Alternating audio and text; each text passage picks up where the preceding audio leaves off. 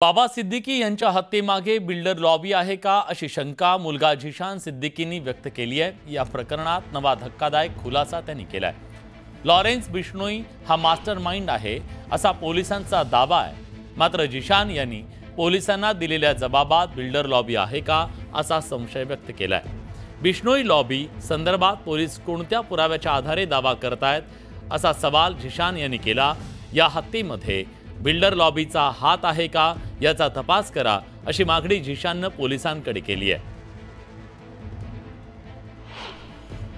हमारे साथ बाबा सिद्दीकी जी के बेटे झिशान सिद्दीकी हैं, उनसे बात करते हैं।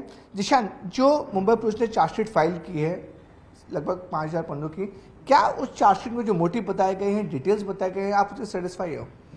देखिए, चार्जशीट मैंने पढ़ी नहीं है। मुझे लगता है कल परसों ही चार्जशीट फाइल हुई थी। अभी तक मुझे चार्जशीट मिली नहीं है। हमने कोर्ट में भी अप्लाई किया है चार्जशीट के लिए, पर काफ़ी लंबी चार्जशीट है, तकरीबन 4590 पेजेस की। पर जो मुझे समझ में आया मीडिया रिपोर्ट से और जो सिनॉप्सिस जो मुझे समझ में आया आप सबके माध्यम से, उसमें अगर ये लोग कह रहे हैं कि बिल्डर का कोई एंगल नहीं है, एसआरए का कोई एंगल नहीं है, बिल्डर लॉबी ने कुछ नहीं किया है, तो ये थोड़ा मुझे और मेरी फैमिली को सही नहीं लगा। क्योंकि आप अगर कहते हो कि सारे मुख्य आरोपी है अनमोल बिश्नोई है, शुभम लोनकर, ज़ीशान अख्तर, तो इन तीनों में से आपको 3 महीने में कोई मिला तो है नहीं। आप अनमोल बिश्नोई के बारे में बात करते रहते हो। अनमोल बिश्नोई तो एक बाहर गाँव की जेल में है, आप उसको इधर लाते नहीं हो। इतने सारे ठोस सबूत है इसके पहले भी अनमोल बिश्नोई के विरोध, तो अनमोल बिश्नोई को आप बॉम्बे वापस, मुंबई आप वापस क्यों नहीं ला रहे हो? वो कोई दूसरे देश के, अमेरिका की जेल में है, तो हमारे पास एक्सट्रेडिशन ट्रीटीज है अमेरिका के साथ, तो आपको जल्द से जल्द उनको लाना चाहिए उधर। और अगर आप कह रहे हो कि कोई बिल्डर की इस पर इन्वॉल्वमेंट नहीं है, तो क्या अनमोल बिश्नोई ने आपको ये कहा है? क्या अनमोल बिश्नोई की इंटरोगेशन हुई है? क्या अनमोल बिश्नोई ने फोन पे बात की है? कैसे बात की है पुलिस से कि नहीं भाई, कोई बिल्डर ने नहीं कहा है मुझे बाबा सिद्दीकी जी का मर्डर करने के लिए? तो आप कैसे कंक्लूजन पे आ सकते हो? आपने कौन से बिल्डर्स को इंटरोगेट किया है, उनका स्टेटमेंट लिया है, उनका मोबाइल टावर चेक किया है, उनका देखा है कि उनका कौन सा व्यक्ति कौन से इंसान के साथ टच में था? ये सब हमें चार्जशीट से पता चलेगा कि किसकी इंटरोगेशन हुई है, किसकी जो स्टेटमेंट ली गई है, या कुछ भी नहीं हुआ है। तो ये सब दिखेंगे। और अगर बिल्डर्स की को बुलाया नहीं गया हो तो ये बहुत अलार्मिंग है कि आजकल कुछ भी हो जाएगा, सिर्फ बिश्नोई पे ब्लेम डाल देंगे और मर्डर्स होते रहेंगे। तो लॉ एंड ऑर्डर सिचुएशन तो महाराष्ट्र और मुंबई में it will become a joke. Sir, जिस बोलते 3 मोटिव पुलिस ने चार्जशीट में बताया, आप बोले कि बेसलेस है जी। आपके हिसाब से आपकी डैड की हत्या हुई, लॉरेंस बिश्नोई गैंग इन्वॉल्व है, क्या मोटिव हुआ होगा, क्यों टारगेट किया गया? देखिए, मैं ये नकार रहा नहीं हूँ कि बिश्नोई इन्वॉल्व है या नहीं। शायद से सब जो सबूत मिल रहे बिश्नोई होगा, मगर बिश्नोई को मेरे पिताजी से क्या लेना देना? बिश्नोई को किसी ने सुपारी या कॉन्ट्रैक्ट दिया होगा मेरे पिताजी को मारने के लिए। एग्जैक्टली, मेरा सवाल ये था, आप सुपारी किलिंग बोल रहे हो, कॉन्ट्रैक्ट किलिंग बोल रहे हो, कौन है इसके पीछे? देखिए, मैं और मेरे पिताजी हमेशा हमने गरीबों की लड़ाई लड़ी है, उनके घरों की लड़ाई लड़ी है। तो कहीं ना कहीं ये बिल्डर लॉबी ही है जिसने ये किया है। बहुत सारे नाम मैंने भी पुलिस को दिए गए हैं। मुंबई से कैमरामैन कल्पेश के साथ विवेक गुप्ता।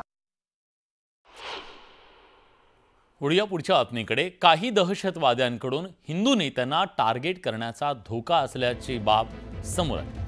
हिंदू नेत्यांची हिट लिस्ट तयार केल्याची सोशल मीडियावर माहिती समोर आली आहे। व्हायरल यादीमध्ये मंत्री नितेश राणेंच्या नावाचा समावेश आहे।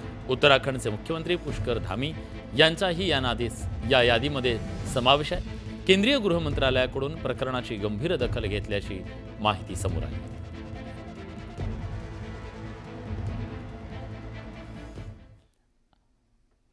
यानंतर ज्यांना घर हवाय अशा नवी मुंबईकरांसाठी एक महत्त्वाची बातमी आहे।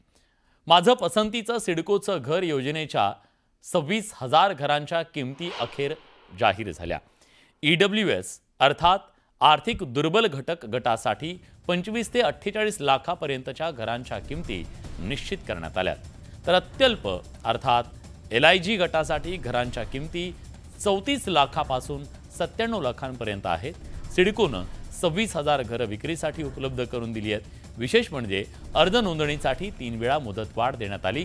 मात्र घरांच्या किमती गुलदस्त्यात ठेवण्यात आल्यानं अनेक जण वेट अँड वॉचच्या भूमिकेत होते।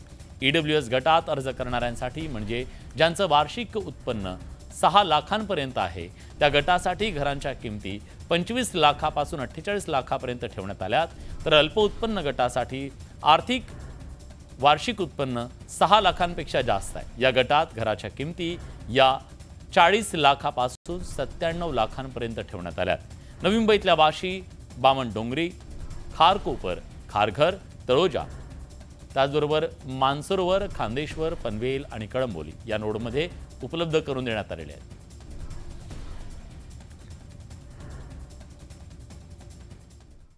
चित्रपट, नाट्यगृह आणि शहरात होणाऱ्या अन्य करमणुकीच्या कार्यक्रमांच्या करांमध्ये वाढ करण्याचा निर्णय मुंबई महापालिकेने घेतलाय। त्यामुळे मुंबईत चित्रपट, नाटकाच्या प्रयोगाला 400 रुपये कर भरावा लागणार आहे। करमणूक करवाढीचा प्रस्ताव राज्य सरकारकडे मंजुरीसाठी पाठवण्यात आला, त्यावर शिक्कामोर्तब होताच मुंबईत मनोरंजन महागणार आहे। तर पालिका निवडणुकांच्या तोंडावर पाणीपट्टी वाढीप्रमाणे हा करमणूक करवाढीचा प्रस्ताव राज्य सरकार थंड बस्त्यात टाकून देतं की मंजूर करतं, याकडे सगळ्यांचं लक्ष लागलं।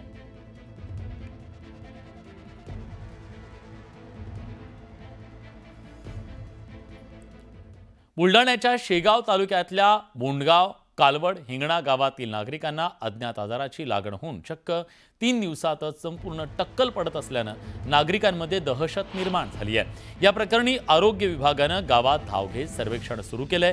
ही समस्या नेमकी कशामुळे उद्भवली ही बाब अजून अस्पष्ट आहे। गेल्या काही दिवसात तिन्ही गावातील शेकडो नागरिकांची केस गळती झाली, यात महिलांची संख्या लक्षणीय आहे। हा प्रकार होऊन आरोग्य विभाग अनभिज्ञ आहे, त्यामुळे नागरिक खाजगीत उपचार घेत आहेत। शॅम्पूनं असा प्रकार घडत असावा असं डॉक्टरांचं मत असलं तरी कधी आयुष्यात शॅम्पू न वापरणाऱ्या नागरिकांचे सुद्धा केस जात असल्यानं नागरिकांमध्ये एकच खळबळ उडाली। गेल्या 10 दिवसापासून माझ्या गावामध्ये एक अजब आजार पसरलेला आहे, त्याच्यात केस गळती होत आहे।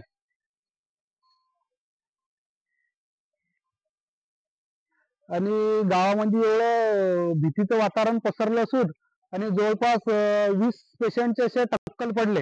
एकदा केस गळती चालू झाली की 5 ते 6 दिवसात पूर्ण टक्कल होते। अचानक आणि अतिशय जास्त प्रमाणात केस गळती होत आहे। तर नागरिक हे घाबरलेले आहेत, पण आपल्याला जशी माहिती मिळाली आपण तात्काळ आरोग्य विभागाचं पथक तिथे पाठवलेलं आहे व आपण सर्वेक्षण सुरू केलेलं आहे। तसं पाहिलं तर म्हणजे प्रथमदर्शनी पाण्यामध्ये क्षारचे प्रमाण जास्त असल्यामुळे असं होऊ शकतं। त्यामुळे या सगळ्या प्रकरणाचं गूढ उकळणं अतिशय गरजेचं आहे, कारण नागरिक भयभीत आहेत। पुण्यात विमाननगर इथल्या WNS IT कंपनीत लेखापाल म्हणून काम करणाऱ्या मित्रानं मैत्रिणीवर धारधार चाकून वार करून तिची हत्या केली। कृष्णा कनोजिया या युवकानं शुभदा कोदारे या तरुणीची हत्या केली। शुभदा शंकर कोदारे असं हत्या झालेल्या तरुणीचे नाव आहे। शुभदा आणि कृष्णा एकाच कंपनीत लेखापाल म्हणून नोकरीला होते। शुभदानं कृष्णाकडून काही रक्कम उसनी घेतली होती, मात्र पैसे द्यायला टाळाटाळ केल्यानं दोघांमध्ये वाद झाले। काल इमारतीच्या पार्किंगमध्ये त्यांच्यात पुन्हा वाद झाला, त्यातून कृष्णानं धारदार चाकून शुभदावर वार केले। पोलिसांनी आरोपी कृष्णा कनोजियाला अटक केली।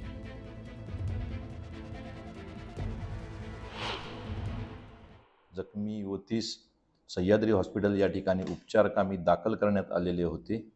9:15 वाजण्याच्या सुमारास उपचारांती सदर मुलीचा मृत्यू झालेला आहे।